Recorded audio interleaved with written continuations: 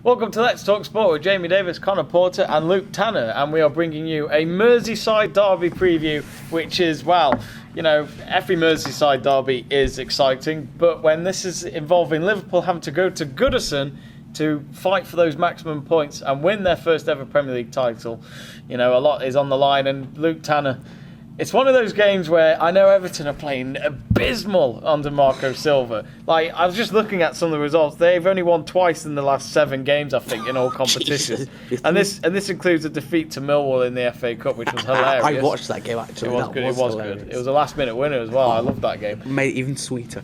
But do you think... I just look at this and think Everton will just look at this game and think, look, let's try and stop Liverpool from winning the title by beating them at Goodison. Do you think the pedigree is there? Marco Silva just seems too stubborn to go, we're going to stop trying to pass out from the back, we're going to park the bus, frustrate Liverpool at Goodison.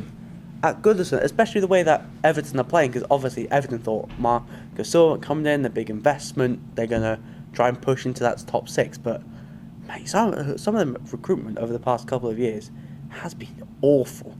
Like Richarlison, 50 mil. Sigurdsson, 50 mil. Walcott, 25? Yeah, something like that. Those are some really bad signings. It's like Yerry Mina, 30 mil. Like, those are some awful signings. Not gelled at all. Say, to be honest, the only player I would disagree with is Sigurdsson. I think Sigurdsson's been Sigurdsson's been alright. But is he being 10 goals on the season? Richarlison's been good, but he's been off as well. But is he like a 50 mil player? No. Sigurdsson, I bet Swansea. He's only in the early 20s though as well, so yeah, but still plenty of time to develop. I know, but like Everton have not bought well. Like they knew that their midfield needed strengthening and brought Andre Gomez from Barcelona, and he's not really been great. Sort of been Idrissa Gueye's been holding that midfield together. And they also signed Bernard as well, didn't they? Bernard for a free. That was for a free, mid-20s. He was going to go off to China, but he looked like he probably should have gone off to China. He's been bad. He's been bad. I feel sorry for like Dominic Calvert-Lewin, Lookman wanted to go back to Leipzig this season. Promised he'd play more. Mate, Walcott's playing ahead of you. And Walcott had like a good start to the season, but he's fallen off a cliff. Conor, it's I don't know what it is, but on paper you'd think Liverpool should comfortably win this, whether it was home or away. But we all remember what happened at Anfield. Just before in December, and it was the fact that it hit the top of the crossbar. And Origi became the hero that night, in the most weird reasons. Jordan Pickford spiller. Jordan Pitt, yeah. That's great. And, you know, it's the fact that Liverpool could have drawn that match, and if they had drawn that match, they'd actually not be top of the league right now. So it just shows that no matter what the forms are with both sides, when it comes to a derby and a rivalry, you just never know what to expect on the day. Yeah, I think with Liverpool, they'll definitely control the possession when it comes to the game. Everton will be looking to play off the back foot and really take into account essentially how United played against Liverpool this past week. United defended the numbers and dominated in the air against Liverpool and essentially stopped Liverpool from making the most of the possession when they had it. I think Everton are more than capable of doing the same against Liverpool.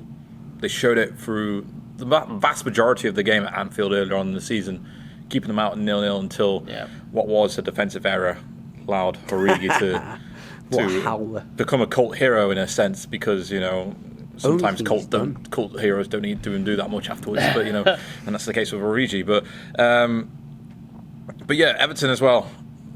Good important thing to remember for them is that they've had over 2 weeks off now. Yeah, they haven't played since. They'll play against Cardiff in midweek, but I mean, before that they haven't had that much time. I mean, normally I've only got this because when you interview managers or interview players, when you actually ask them, do you want the rest? They always say, no, we want to have a game each week, you know, or keep them busy and motivated.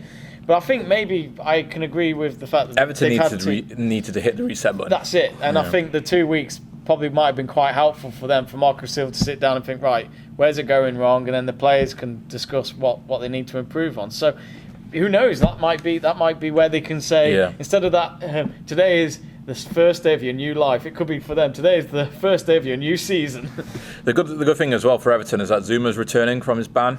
So they got And he's a good defender. a stronger defence in that sense. And he can frown all he wants, but if he's going up against Daniel Sturridge, if Firmino's injured, then there you go.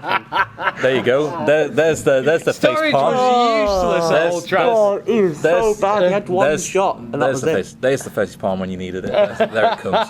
He thought, yes, going against Kurt Zuma. Yes. Oh, Daniel Sturridge is starting us for us. Yeah, he was up in the Evans until you said that. So, But that's the big one for Liverpool. Firmino injury. If he's out, then I'll play Salah up front. Well, Mo Salah, can I just say he needs to perform because again he did not perform against United. His record against the top 6 this season, like 1 in 7. Compared to this is 7 when- in that's what I 10. said for Yonks and Joe Stanley's like, no. That's the Hey, thing. Joe. I know you're watching, Joe. But do you think as well maybe Mo Salah needs to, because we always say this about players like Sergio Aguero or Iron Robin. I know Iron Robin was, but I've noticed with players like Iron Robin, he always went with the same approach, but it still worked for a very long time. Going down the wing, then cutting in, and then having a shot in the top corner. But him going with up Mo front- Salah I feel like everyone knows his way of attacking now. But until he was when he was up front, I was a bit like, what's Klopp doing by putting him up front? But when he was up front and when him and Firmino sort of started playing more like a strike force, it was actually doing well. And then he shoved him back out on the wing again, and I'm like, what are you doing?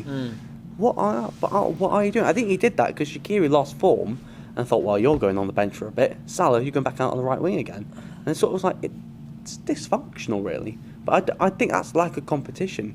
It's lack of squad depth. When you look on the Liverpool squad, it's like Sturridge, Origi, Lallana.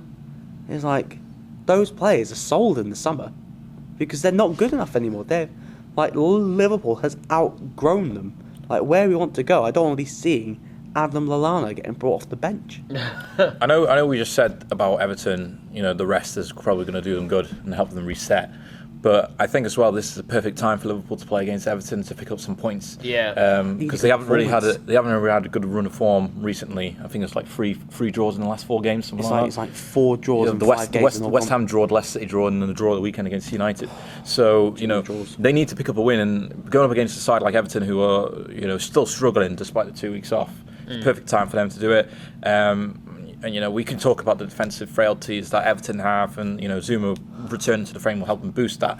But at the same time, Liverpool got Salah, and he's an incredible goal scorer, despite the criticism that you two just gave him. 17 goals on the season, looks to be keeping on marching on over these next couple of games to push Liverpool towards the title win. The question will be is how does this front three work with Sturridge included into it rather than Firmino? Sturridge doesn't press though. That's the thing that annoys me about him. I think it's that Origi because Origi presses. Sturridge, since his injuries, he's more of a poacher. Liverpool don't play where there's a poacher ready to tap it in. It's all about high energy, like the gegenpress. And Sturridge doesn't run about; he jogs about. It's like Balotelli. Yeah, and I think jogs about. I think that will come He's into B-Tech Balotelli. Yeah, I think that will come into play in the selections. Then I think we could see Origi starting the game if what Luke says is correct in terms of how each player approaches it.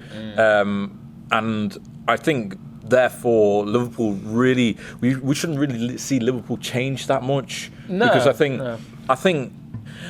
This is where I get criticism for criticising Firmino because I think he's quite replaceable at Liverpool.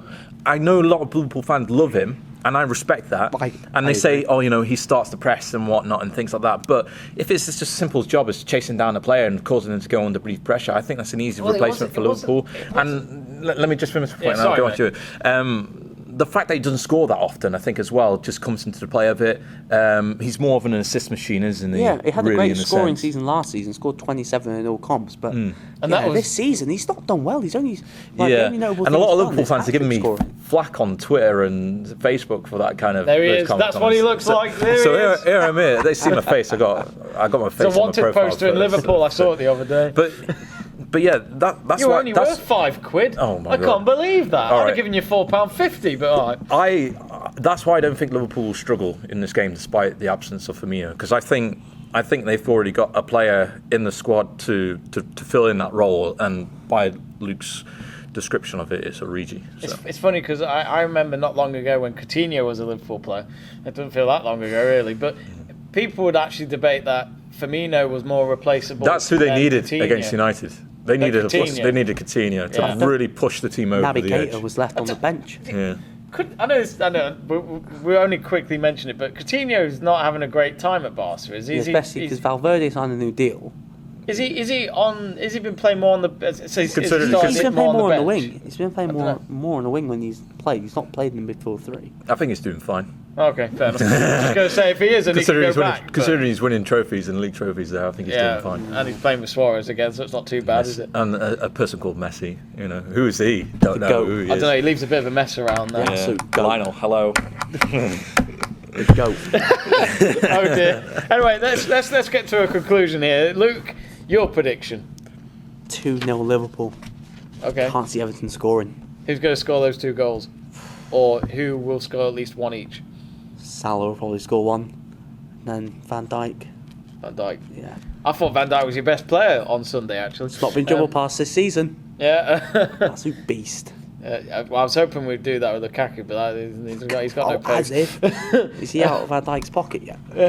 Oh no! Come on, come on. Actually, I'm still looking for. I'm looking for Mo Salah. He's in Ashley Young Hey, and Luke is, Shaw's pockets, isn't he? Luke Shaw pocket, yeah. Is Yeah. Lukaku in Robertson's pocket? Because that's where he was. Robertson kept him. Robertson was on the floor half I was the going game. to say, yeah, he wasn't very good. Connor, your prediction? I'm going to go with Luke. I think Liverpool are going to win this one, but I think it's going to be a closer game. I think it's going to be 2-1. I'm going to really annoy you. I think I draw. 1-1. I have no reason for it. It would not just because surprise of the me. occasion. We are draw specialists. We are the specialists of draws. Better than 0 points, I guess. If you're at Eurovision. Anyway, I don't know where that came from, but my thanks to Luke and Connor. But what are your thoughts? What are your predictions for the Merseyside derby? Comment below this video, subscribe for our videos, and we will see you very soon. Thank you for watching.